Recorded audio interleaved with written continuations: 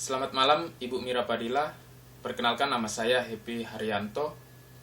Pada saat ini saya akan mempresentasikan tugas kedua perencanaan pesan dan media. Tema presentasi yang saya ambil pada saat ini yaitu tentang keselamatan kesehatan kerja K3, yaitu safety first.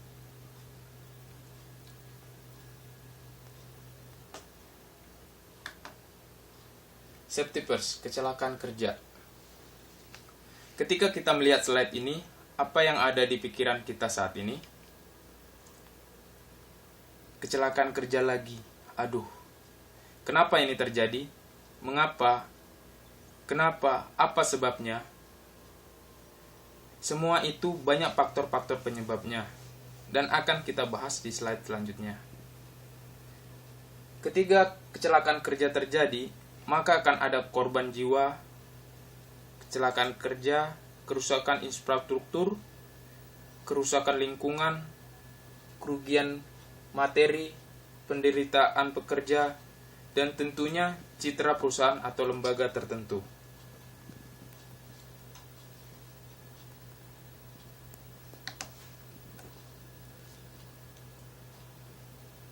Komponen ketiga yang diperlukan.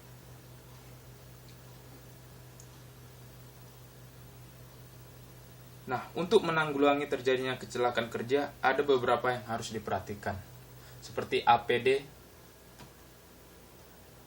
alat pelindung diri seperti sepatu, sarung tangan, rompi, kacamata, masker, dan lain-lain.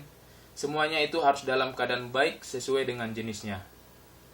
Yang kedua, perlengkapan K3 seperti bendera K3, spanduk, papan rambu-rambu, lampu malam hari, dan lain-lain, semuanya tersedia dengan cukup dan sesuai dengan jenis pekerjaan. Dan yang ketiga, alat bantu kerja, perancah, tangga, alat angkut, dan lain-lain, semuanya harus dalam keadaan aman dan siap pakai.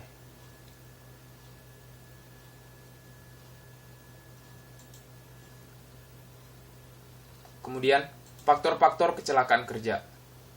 Kecelakaan kerja timbul karena ada sebab musababnya.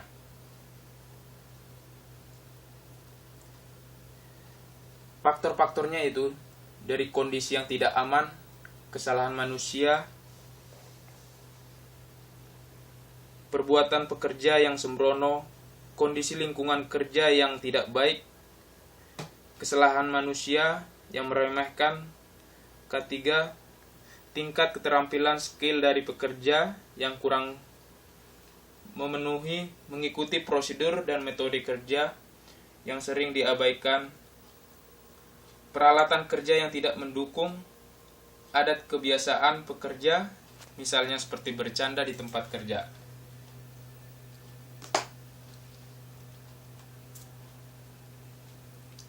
Apa itu K3? K3, unsur yang tidak dapat dipisahkan dari semua jenis kegiatan kerja yang meliputi tentang keselamatan kesehatan kerja. Keselamatan dan kesehatan kerja K3 merupakan instrumen yang memproteksi pekerja, perusahaan, lingkungan hidup dan masyarakat sekitar dari bahaya akibat kecelakaan kerja.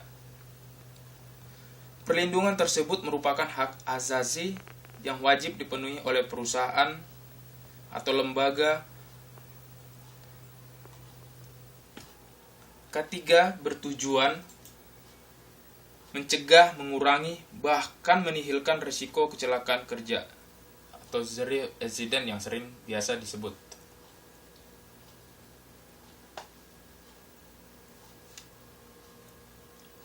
Selanjutnya, mengapa K3 perlu? Oh, tentu saja, K3 sangat diperlukan. Pertama, itu adalah karena keharusan undang-undang dan Permenaker. Keutuhan dan kebahagiaan keluarga, itu yang utama. Jika ada kecelakaan kerja, tentunya salah satu keluarga akan merasa kehilangan apalagi jika korban kecelakaan itu meninggal dunia. Kedua, kepastian keuntungan bisnis. Dengan menerapkan ketiga, otomatis semua pekerjaan akan lancar dan bisnis juga akan datang. Kebutuhan banyak pihak, negara dan masyarakat.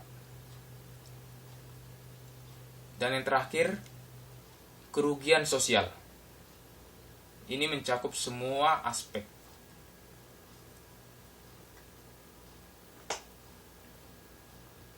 Siapa dan kapan melaksanakan K3?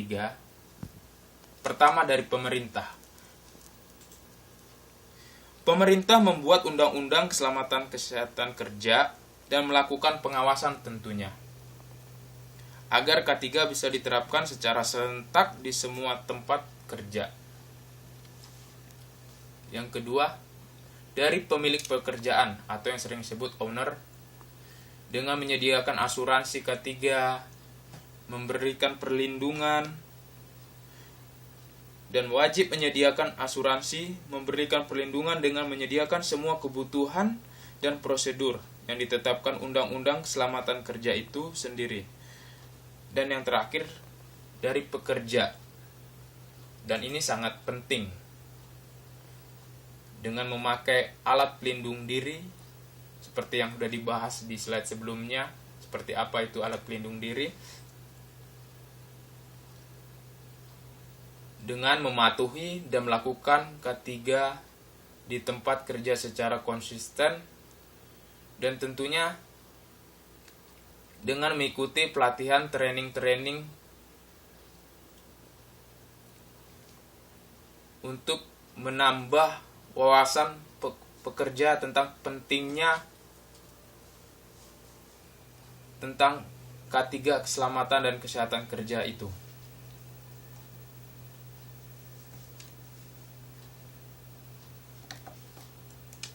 Dan yang terakhir,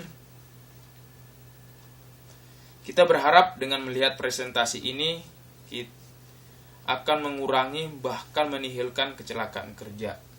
Semoga. Terima kasih.